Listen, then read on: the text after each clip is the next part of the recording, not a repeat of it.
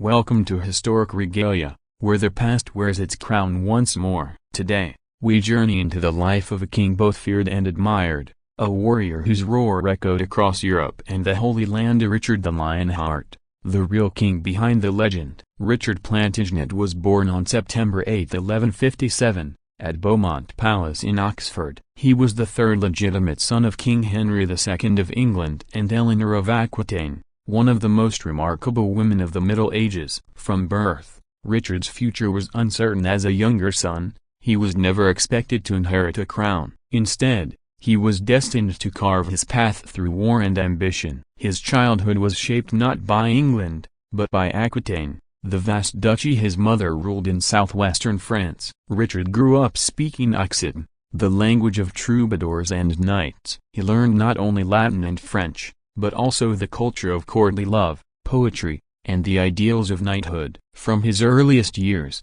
he was trained to fight and to rule. Richard's parents were powerful, but theirs was not a peaceful marriage. Henry II was a restless king, ruling an empire that stretched from the Scottish borders to the Pyrenees. Eleanor, once Queen of France before marrying Henry, was proud and fiercely independent. Their marriage turned into a battlefield of its own, with Henry's infidelities and Eleanor's alliances with her sons leading to open conflict. Richard grew up in a world where family meant both loyalty and betrayal. By his mid-teens, Richard was already a seasoned warrior. At 16, he led troops into battle to put down rebellions in Aquitaine. He showed ferocity, courage, and a tactical mind that impressed even hardened knights. The young duke became known for his relentless drive and personal bravery, often leading charges himself rather than commanding from behind. Yet Richard was more than a soldier. He was also a poet, composing songs in the troubadour style. He wrote of love,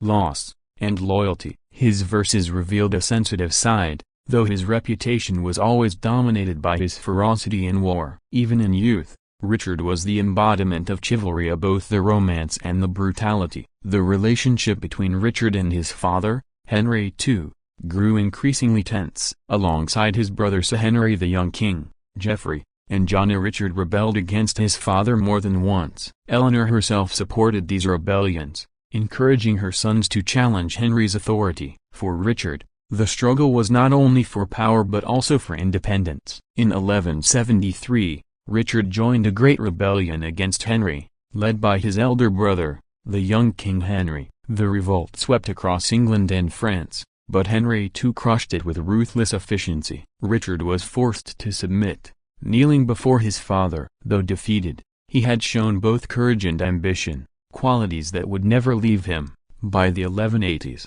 Richard had become the dominant ruler in Aquitaine, but his violent methods sparked unrest. His harsh taxation and fierce suppression of revolts earned him both fear and hatred. The lords of Aquitaine complained bitterly, but Richard's power was undeniable. Even as he clashed with his subjects, he carved out his reputation as the Lion of Battle. Meanwhile, the wider world was calling. In 1187, news shook Christendom. Jerusalem had fallen to Saladin, the great Muslim sultan. Pope Gregory VIII called for the Third Crusade, summoning Europe's kings to take up the cross. For Richard, this was the perfect stage. War in the Holy Land promised not only spiritual reward but also eternal glory. But before Richard could depart, he had to resolve his own dynastic struggles. In 1189, his elder brother, the young King Henry, died of illness. Richard now stood as heir to the throne of England. That same year, Richard turned against his father once more,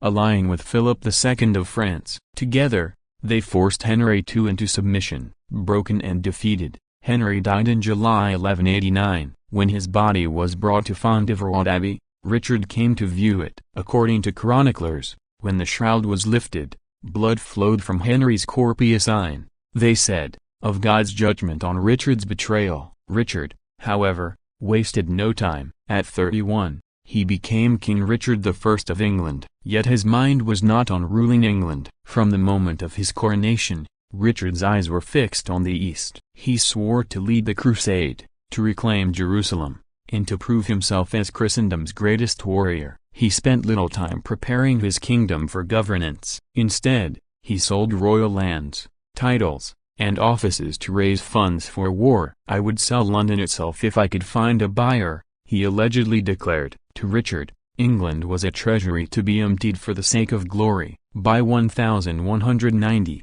Richard departed with a vast army, his banners flying, his knights eager for conquest. The Third Crusade would define his reign, testing him against Saladin and forging the legend that would echo across centuries. Richard set sail for the Holy Land in 1190, alongside his fellow monarch, Philip II of France. But even before reaching the battlefield, Richard's ambition and temper became clear. Stopping first in Sicily, he quarreled with the local ruler, Tancred, demanding the release of his sister Joan, the widowed queen. When Tancred hesitated, Richard unleashed his forces, capturing Messina. The city was plundered, and Richard forced Tancred to pay tribute. For Richard, diplomacy often came at the edge of a sword. From Sicily, Richard's fleet sailed on, but a storm scattered his ships, driving some to Cyprus, where the ruler, Isaac Comnenus, seized survivors and treasure. Richard responded with characteristic fury. He invaded Cyprus, crushing Isaac's forces. The conquest was swift, and Richard added the island to his dominions. It was here, too, that he married Berengaria of Navarre, though their union would prove loveless and childless. The conquest of Cyprus secured Richard's supply lines and gave the Crusaders a vital base. For the Lionheart, it was also a glittering prelude to the war ahead. In 1191, Richard finally reached the shores of the Holy Land. The Crusader army was besieging the city of Acre, held by Muslim defenders under Saladin's command. The siege had dragged on for nearly 2 years, but Richard's arrival changed everything. With brutal efficiency, he coordinated assaults, and soon Acre surrendered. But victory quickly turned to horror. Negotiations with Saladin over the fate of Muslim prisoners broke down. Impatient, Richard ordered the execution of more than 2,000 captive men, women, and children massacred outside the walls. To Richard, this was both a statement of strength and a way to free himself from logistical burdens. To his enemies, it was a savage atrocity. From Acre, Richard marched south along the coast, shadowed by Saladin's forces. At Arsuf, in September 1191, the two sides clashed in open battle. Saladin's horse archers harassed the Crusader column, but Richard held his knights in check until the decisive moment. Then, with his banner at the front, he unleashed a devastating charge. The Muslim forces broke, and Arsuf became Richard's greatest battlefield triumph. Chroniclers compared him to a lion among men, fearless and unstoppable. Yet victory did not bring Jerusalem closer. Richard advanced inland but faced endless obstacles: logistics, desert heat, and Saladin's relentless defense. Twice, Richard came within sight of the Holy City. Twice, he turned back, unwilling to risk failure or the loss of his army. For a king who measured himself in victories, this was a bitter hesitation. Despite his reputation as a crusader, Richard's campaign was one of negotiation as much as combat. He recognized Saladin as an equal, respecting his courage and leadership. The two leaders exchanged gifts and courtesies even while waging war. At times, rumors even whispered of a marriage alliance between Richard's sister and Saladin's brother, an impossible dream, but one that showed how mythic their rivalry had become. In 1192, after years of stalemate, Richard and Saladin agreed to a truce. Jerusalem would remain under Muslim control, but Christian pilgrims would be allowed safe access. For Richard, it was a compromise that fell short of his grand vow, but it preserved his army and his honor. The crusade had made Richard a legend in Europe, but now he faced an even greater trial. On his voyage home, storms once again scattered his fleet. Forced to travel overland in disguise, Richard was discovered near Vienna by agents of Duke Leopold of Austria, a man he had insulted at Acre by casting down his banner. Taken prisoner, Richard was delivered to Emperor Henry VI of the Holy Roman Empire. The most famous king in Christendom was now a captive, held for ransom. For months, Europe buzzed with scandal and intrigue. Songs told of the Lionheart languishing in a distant castle. His mother, Eleanor of Aquitaine, tirelessly raised the ransom, squeezing England for every coin. In 1194, after over a year in captivity, Richard was finally freed, but at a staggering cost, a ransom equal to twice England's annual income. The people of his kingdom paid dearly, while their king had scarcely ruled them. Yet when Richard returned, his focus was not on healing his lands, but once more on war. Almost immediately, he turned against his old rival, Philip II of France. The two kings clashed in Normandy, their conflict a brutal grind of sieges and skirmishes. Richard displayed the same ferocity he had shown in the Holy Land, building massive castles like Catilda-Sensed-Galard to defend his domains. He fought tirelessly, but peace was always out of reach. By 1199, after years of war, Richard seemed invincible, yet fate struck unexpectedly. While besieging a minor castle at Catilda-Senseless in Limousin, he was struck by a crossbow bolt. The wound turned gangrenous. As infection spread, the Lionheart, only 41 years old, faced death. On his deathbed, Richard showed both severity and mercy. He ordered that the crossbowman who shot him be spared, though the man was executed anyway after Richard's passing. On April 6, 1199, the Lionheart died. His body was buried at Fontevraud Abbey beside his father, his heart interred in Rouen, and his entrails left at Catilda-Senseless. A king divided, even in death, Richard left no heirs, no stable kingdom, and little peace. His brother John inherited the crown, a reign that would soon collapse into infamy. And yet, even in failure, Richard's legend was only beginning to rise. Though Richard the Lionheart died young, his story did not end at Catilda-Senseless. In many ways, it had only just begun. Death made him more than a king, it made him a legend. In England, he had spent barely 6 months of his 10-year reign. The people who paid his taxes and ransom scarcely knew him, yet to them, Richard became the very image of a Christian warrior king. His absences, his failures, even his harshness were forgotten, replaced by songs of chivalry and courage. He was the monarch of memory, not of daily rule. In France, where Richard had lived most of his life, his reputation was equally divided. To his subjects in Aquitaine, he had been a harsh and heavy-handed overlord, but among knights and poets, he became a hero of romance, a patron of troubadours, a man who embodied the ideals of courtly valor. His own verses, some still preserved, gave him a voice not just as a warrior but as a poet-king. The Crusades, too, amplified his fame. Though he had never taken Jerusalem, Richard's battles against Saladin became the stuff of epic tales. In Christian Europe, he was hailed as the equal of Alexander or Charlemagne, the lion who roared against the infidel. In the Islamic world, Saladin was revered, but even there, Richard earned respect as a fearless opponent who could not be easily broken. Two men, rivals on the battlefield, became twinned in memory as symbols of honor on both sides of faith.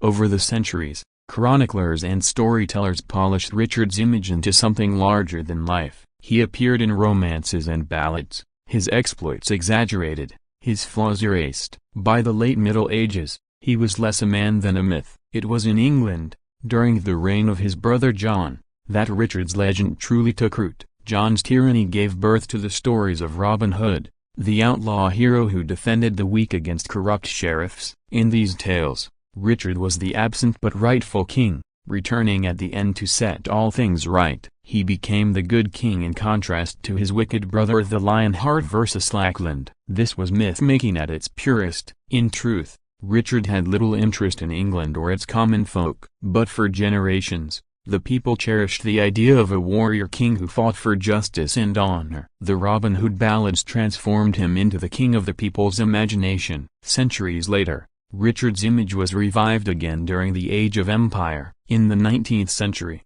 with Britain expanding across the globe, Richard was celebrated as the model of martial courage. Statues of the Lionheart were erected, the most famous standing before the Palace of Westminster in London, a bronze king on horseback, sword raised high. Victorian writers hailed him as the embodiment of English spirit, a crusader reborn for a new age of imperial pride. Yet historians have always wrestled with the paradox of Richard. He was undeniably brave, brilliant in battle, and charismatic, but he was also ruthless, often reckless, and deeply neglectful of his kingdom. He taxed his people heavily, drained England's coffers, and left the administration to others. He left behind castles and victories, but little in the way of governance or stability. His brother John inherited not a legacy of strength, but a fractured realm on the edge of collapse. So who was Richard, truly? A poet-warrior, a reckless adventurer, a king who cared more for glory than for rule. A man who left no heirs and no lasting peace, yet whose memory eclipsed that of greater rulers. The legend of the Lionheart outshone the reality of Richard Plantagenet, and perhaps that is why his story endures. Not because he ruled wisely, but because he lived fiercely. He was a king of battles, not of laws, a crusader, not a statesman, a man whose heart beat to the drum of war and the songs of poets. More than 8 centuries after his death, Richard the Lionheart remains one of history's most famous kings. His real achievements were mixed, his failures many, but his myth is immortal. The lion still roars, not in the chronicles of governance, but in the timeless echo of legend. Richard was born in 1157, the son of King Henry II of England and Eleanor of Aquitaine. From birth, he was destined for greatness, but also for conflict. His parents' marriage was fiery, his brothers jealous, and his own childhood marked by rebellion. Trained as a knight in Aquitaine, Richard showed early brilliance in warfare and poetry alike, a prince as comfortable with the sword as with the troubadour's song. Even before he was king, Richard was already a warrior. He rebelled against his father, forged alliances with rivals, and carved out his place in history through sheer courage.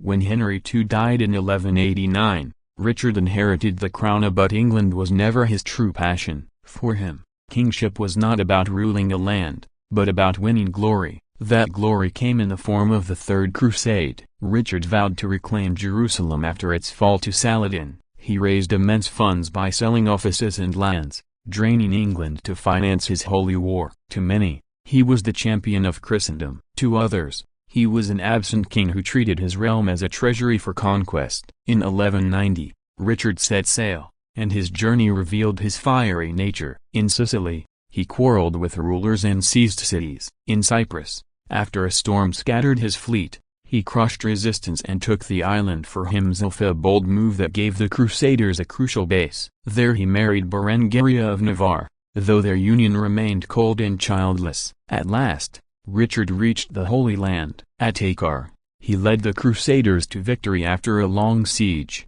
but his ruthlessness was infamous. When talks broke down, he ordered the massacre of thousands of prisoners. Soon after, he marched south, shadowed by Saladin's army, until the two clashed at Arsuf. Richard's leadership turned the tide. With his banner at the front, he led a devastating charge that shattered Saladin's forces. Chroniclers hailed him as the greatest warrior of his age. Yet even Richard could not capture Jerusalem. Twice he came within sight of the city, but twice he turned back, unwilling to risk disaster. For all his victories, the crusade ended in compromise, a truce with Saladin that left the holy city in Muslim hands but open to Christian pilgrims. Richard had won fame, but not his ultimate prize. As he returned home in 1192, storms forced him into hostile lands. Disguised as a pilgrim, he was discovered near Vienna by Duke Leopold of Austria, an old enemy from Acre. Handed to Emperor Henry VI, the most famous king of Christendom became a prisoner.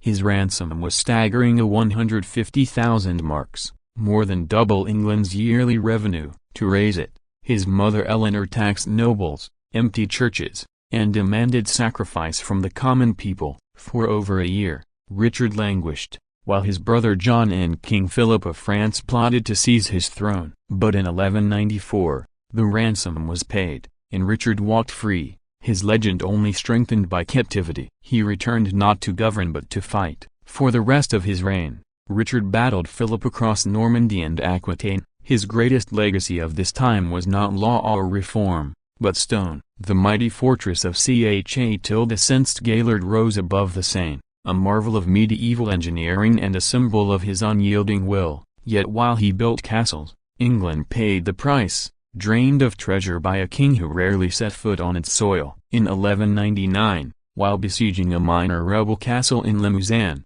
fate struck him down. A crossbow bolt pierced his shoulder. The wound turned gangrenous, and on April 6, at just 41, Richard the Lionheart died. His body was laid beside his father at Fontevraud Abbey, his heart buried in Rouen, and his entrails at the site of his death. Even in burial, the restless king could not be whole. He left no heir. His brother John inherited the crown, and England's fortune soon darkened. Yet Richard's memory only grew brighter. Chroniclers painted him as the ideal knight, fearless, chivalrous, larger than life. In the ballads of Robin Hood, he was the absent but rightful king, returning to save his people, a shining contrast to John's cruelty. Later centuries revived his legend again. To Victorians, he was the heroic crusader, immortalized in statues and celebrated as the spirit of England. But the truth was more complex. Richard was brilliant in war but careless in rule,